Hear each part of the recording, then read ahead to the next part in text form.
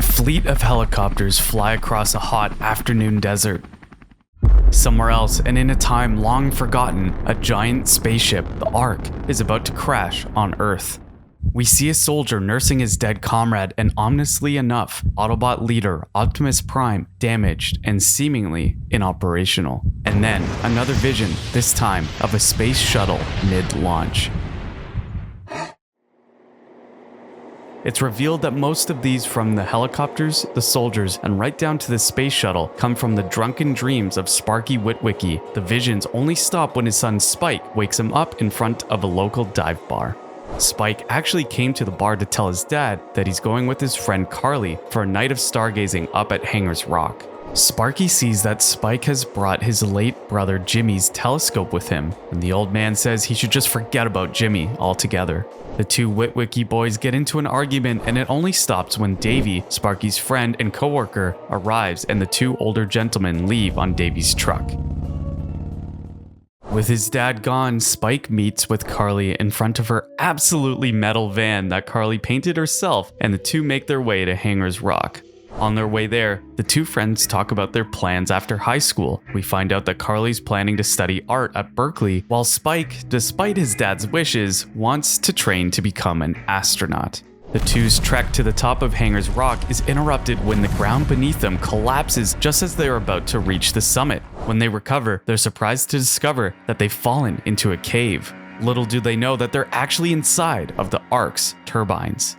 Spike and Carly journey deeper into the Ark to find a way back to the surface until they eventually reach a giant control center full of Autobots and Decepticons. Carly spots an exit, but they stop in their tracks when they suddenly see one of the robots, the Autobot Jetfire, arrive inside the command center. So the kids hide. Jetfire inserts a gadget into the computer to revive his fellow Cybertronians. But there's one problem. He had no idea at this point that not everything is copacetic between the Autobots and the Decepticons. The first one to get reconstructed and come back to life is Starscream. Jetfire welcomes back his old friend, and Starscream thanks him before shooting the unoperational body of Autobot Bumblebee right in the head. Shocked, Jetfire asks Starscream what on Cybertron he just did, and Starscream gets him up to speed. Cybertron is fractured into a couple of different factions. Anyone against the Decepticons must die. Teletran 1 continues to revive the other Cybertronians in the room, but not before Starscream shoots Jetfire in the gut for trying to stop him from permanently killing the other Autobots. Starscream was just about to deliver Jetfire the killing blow when, as if on cue, Optimus Prime springs into action and grabs him from behind.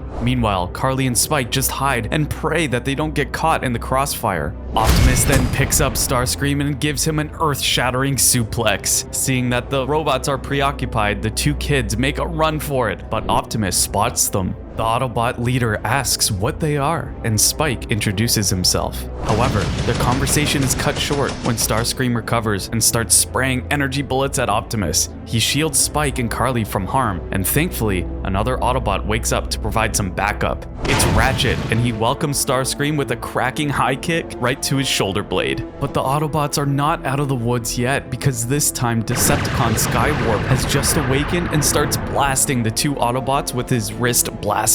Optimus and Ratchet take cover and notice that they're about to get pinned, as another Decepticon, Soundwave, is about to become online too. The Autobot leader comes up with a plan. He spots his trailer and tells Ratchet to load up their other allies there so they can escape.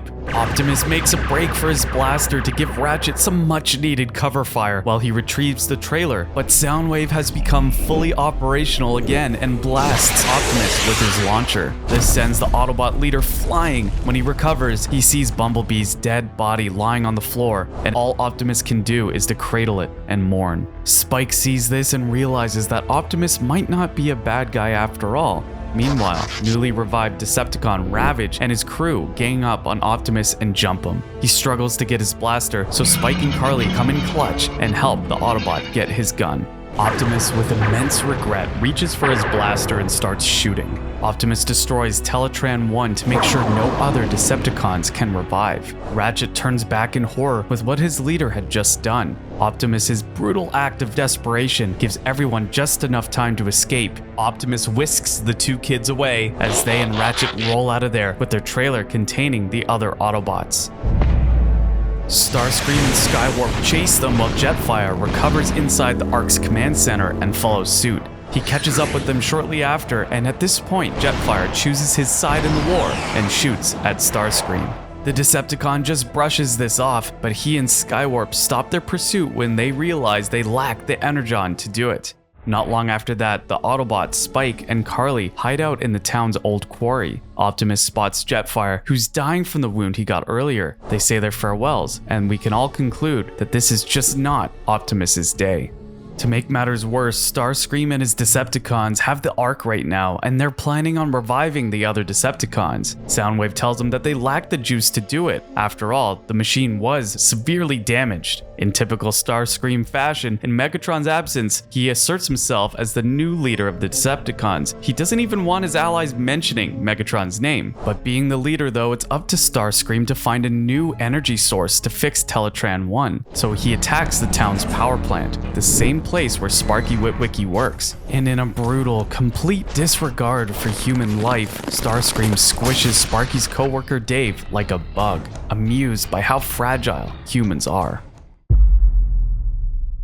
The next morning, Optimus admires Earth's surroundings and notes how different it is from Cybertron, about how the living things here are so small and fragile compared to them. He and Spike then get a little bit more acquainted with each other, and Optimus tells the boy everything that happened to him and the Autobots up until that point. We find out that, as Starscream told Jetfire before, there's been a war going on for 200 years now between the Cybertronian factions, the Autobots and Decepticons. It's revealed that the Autobots were actually losing the fight, which prompted them to hop onto the Ark and escape their home planet. However, before they could leave, the then leader of the Decepticons, Megatron, attacked the Autobots, and it ultimately led to the Ark crash landing on Earth. Their conversation is cut short when the newly activated Autobot Cliffjumper arrives and greets Optimus. He then introduces the new arrival to Carly and Spike. Cliffjumper is kind of freaked out by humans at first, but he does get over it. Later, the Autobots go back inside the quarry where Ratchet has set up their very own Autobot revival bay made up of scrap metal he found lying around and parts of Optimus's tactical trailer. But just like the Decepticons, they don't have enough Energon to revive their allies. Optimus offers to use the Matrix of Leadership, the Energon-packed power inside him, to revive the rest of the Autobots. However, Ratchet stops him from doing it, considering that the process will kill him. On the other hand, Cliffjumper can only hope that the Decepticons are having the same problems as them. Back at the power plant, cops have arrived after Starscream's attack, and they don't believe Sparky when he tells them about it. That is until Skywarp and the other Decepticons crash the scene to siphon off electricity and steal metal from the town's grid. Not even the Air Force can do anything to stop the dastardly Decepticons when they send a couple fighter planes to deal with them. The whole robots in disguise thing is in full effect as the Air Force is unsure if Starscream is an ally or a foe. They have Starscream in their sights, but he slaps the jet in midair, causing the pilots to eject. As the pilots shoot up, Starscream claps his hands together and squishes the pilot like a mosquito. The other pilot, Duke, survives and with some incredible maneuvering dodges Starscream's attacks and even manages to temporarily blind the Decepticon leader with his flare gun before escaping. At the power plant, Sparky tries to hop in the cop's car to get away from the Decepticons. Skywarp almost catches him, but he's interrupted when one of the fighter jets that Starscream downed comes crashing towards the plant. Back at the quarry, Optimus and the kids see smoke coming from the power plant's direction, so he and the Autobots decide to intervene. Spike comes with them, while Carly rushes home in her van. Little does Carly know that one of Soundwave's personal minions, Laserbeak, is tailing her.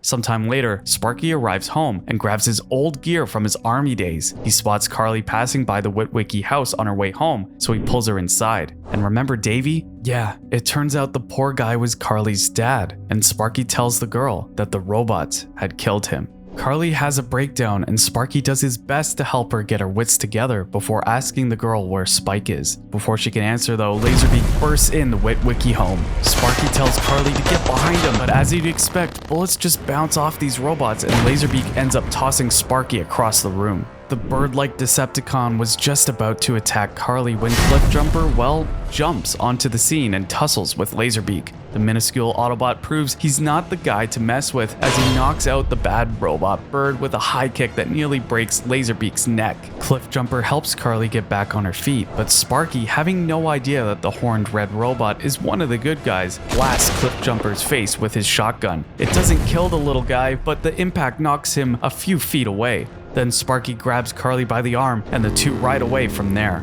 Back inside the Ark, Starscream bosses around Soundwave, who's doing his best to fix Teletran 1. Soundwave tells his new leader that the metals they scavenge from the plant aren't nearly enough to fix the semi-sentient Cybertronian computer. Soundwave mutters something about what Megatron would have done in this situation, but Starscream hears this, and in a classic Starscream meltdown, he slaps Soundwave while screaming never to mention Megatron's name in front of him ever again. They then get a message from Laserbeak informing them that an Autobot has been spotted, and Starscream orders Skywarp to deal with it.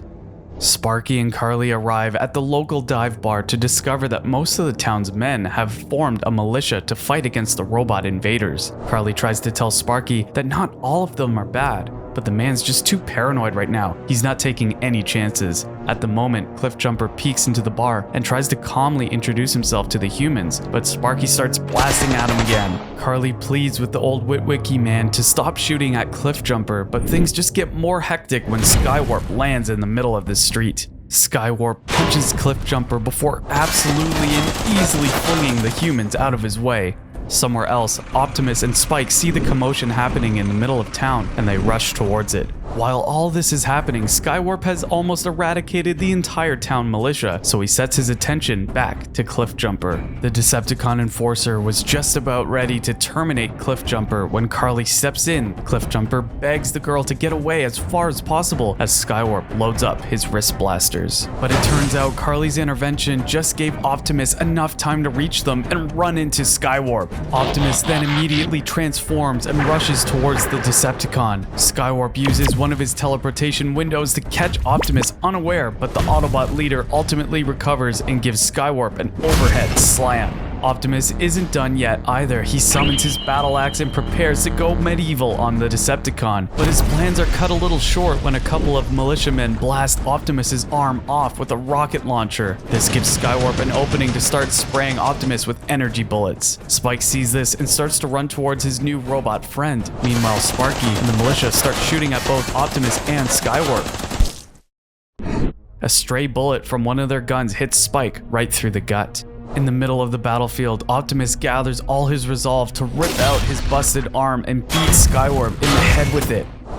In the aftermath of the battle, Optimus sees Spike half dead, lying face down on the ground. He picks up the boy while Sparky desperately tries to stop him. However, Optimus finally convinces him that he's not one of the evil bots, so he tells Sparky to come with him as Optimus transforms back into his truck form. He's gonna save Spike. Not long after that, Starscream arrives in the middle of the abandoned ruined town. He spots Skywarp, who begs him for help after getting his metallic butt handed to him by Optimus. Starscream doesn't want to hear any of it and instead presses Skywarp for the Autobots' location. He soon catches up with Optimus and the Witwicky boys rushing away. The leader of the Autobots calls Ratchet for backup as Starscream barrages them with blasts while in his jet form. Eventually, Starscream manages to cut off Optimus in the middle of the road. He prepares to face off against the Autobot. But Carly and Cliffjumper arrive just in the nick of time to sweep Starscream off his feet and allow Optimus to run him over before he and Cliffjumper make their escape.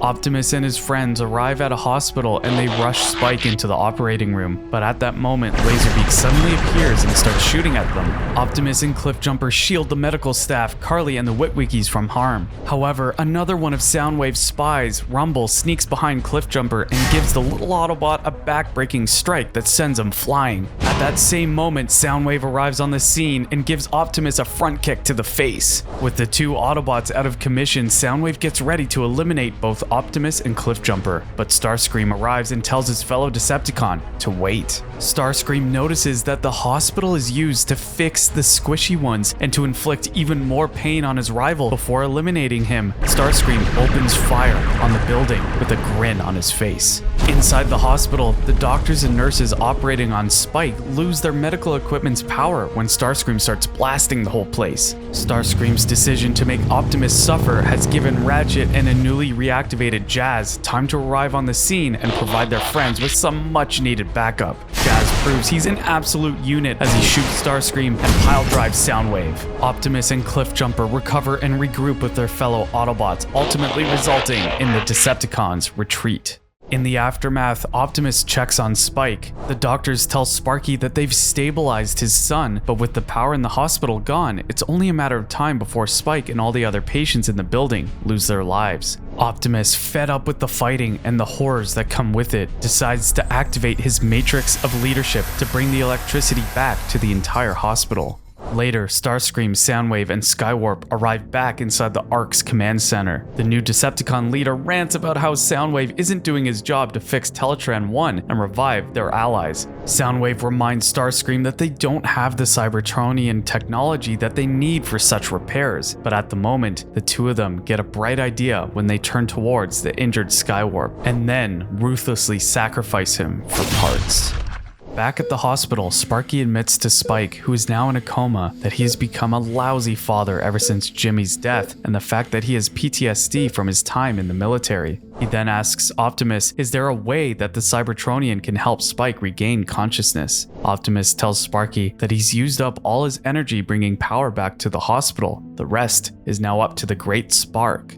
Sometime later, Optimus goes back to the old quarry where he and Ratchet get into a heated argument. Ratchet thinks that Optimus shouldn't have used the last of the Matrix of Leadership's energy to help the humans. Instead, Optimus should have used it to heal himself. However, Optimus firmly believes that it's their fault that the humans got roped into their war, so he owes it to them to help. At that moment, Optimus and Ratchet drop their debate when they see Jazz suddenly falling to the ground. Ratchet reveals that he scrounged up all the remaining Energon they had in order to revive Jazz earlier, but even that was just enough to activate their friend for a short period of time. Ratchet stresses his point: they need to find an energy source if they're going to revive the other Autobots. However, he does have another ace up their sleeve as he opens the door to Optimus' trailer and shows their leader something inside. Optimus takes a look at it and immediately tells the Autobot medic that there's no way he can use this, but Ratchet tries to convince him and tells him that they have no other choice. At that moment, it seems the Autobots' fortunes are starting to turn when Sparky overhears their conversation and tells the two Autobots that he might know a place where they can gather the energy they need. While this is happening, Carly and Cliffjumper bond over the fact that they've lost family to the Autobot-Decepticon war. Their chat is cut short when Optimus arrives. Cliffjumper looks at his leader with terror as Optimus reveals Megatron's right arm is attached to him. The thing he saw inside the trailer, the trump card that Ratchet was referring to, was Megatron's fusion cannon.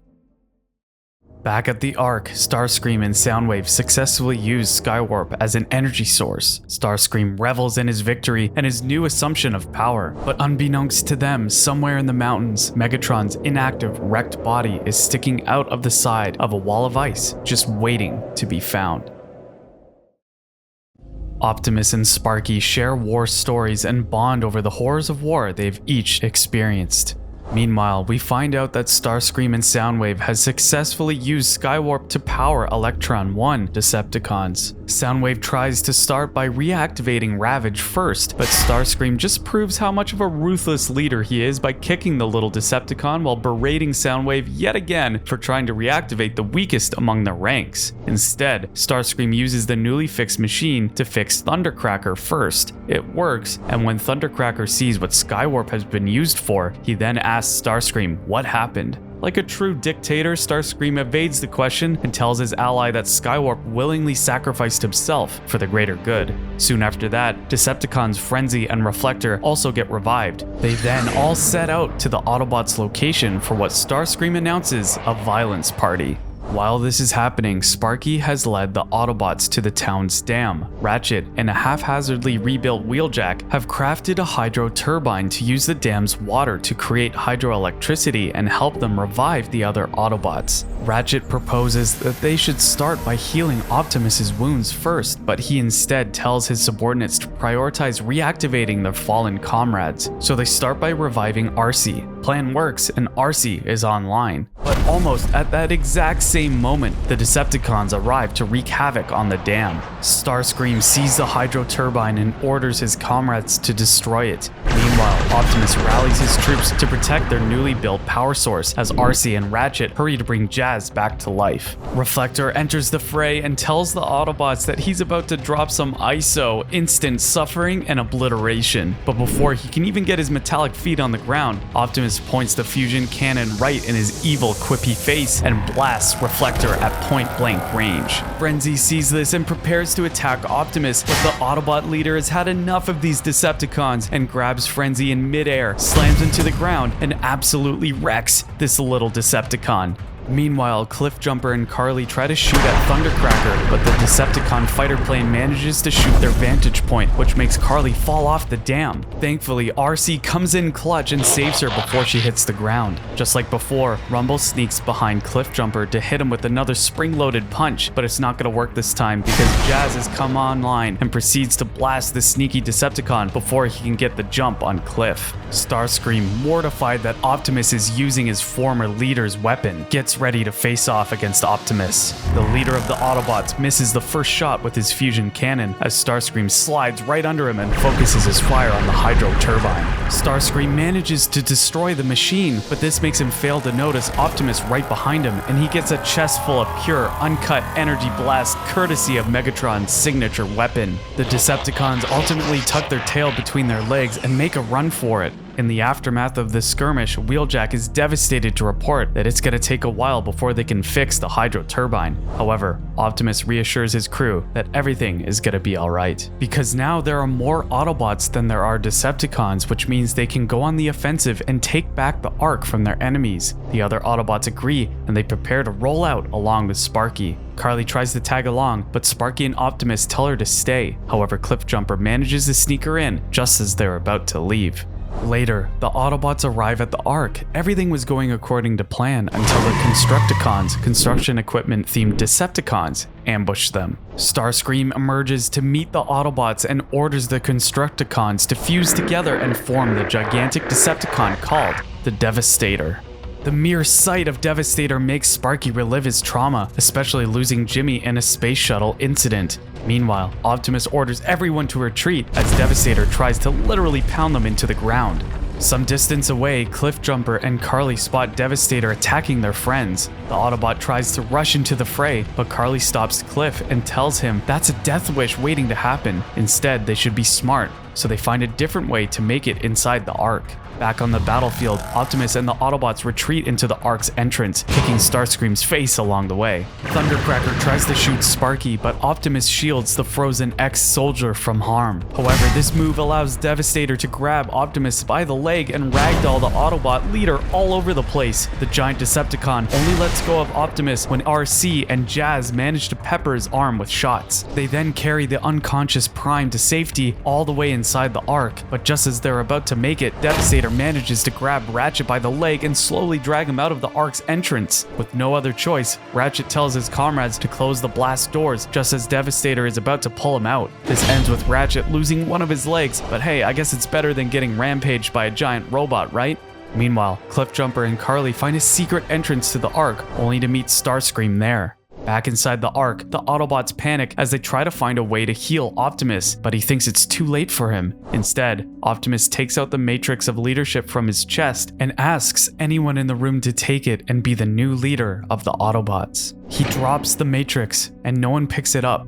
Instead, Sparky decides to make the ultimate sacrifice and offer his life to the Matrix to completely heal Optimus. The ex-soldier asks Optimus to watch over Spike and tell his son that he's proud of him before he steps into the Matrix. It works, and Optimus is completely revived. Just in time too, because Devastator and the other Decepticons have busted a hole through the Ark to attack the Autobots. Optimus Prime, now fully rejuvenated, grabs one of Devastator's fingers and rips it off before starting to blast the giant robot. And if that wasn't enough, Optimus even launches himself at Devastator and gives him a drop kick to the chin. Back at Cliffjumper and Starscream, the Decepticon leader has the minuscule Autobot in a tight crossface, which makes him fail to notice that Carly has grabbed Cliffjumper's giant pistol behind him, and it hits Starscream square in the chest. Cliffjumper then recovers, grabs his gun back from Carly, and prepares to eliminate Starscream. But Cliff can't do it. He's tired of this war, all the brutality. But in this act of mercy, Starscream grabs Carly and holds her hostage.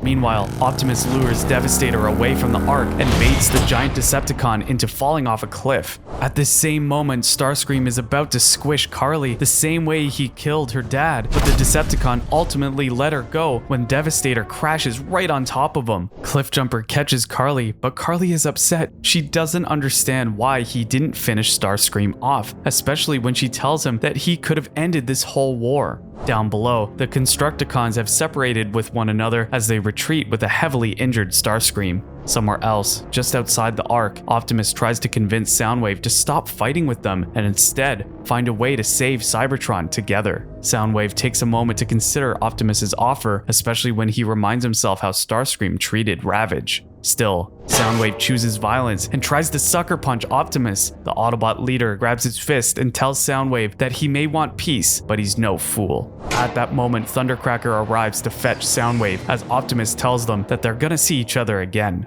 While all this is happening, Spike Witwicky wakes up inside his hospital room. The boy can't speak, but he picks up a pencil and paper, and the first thing he writes is, "Where is my dad?"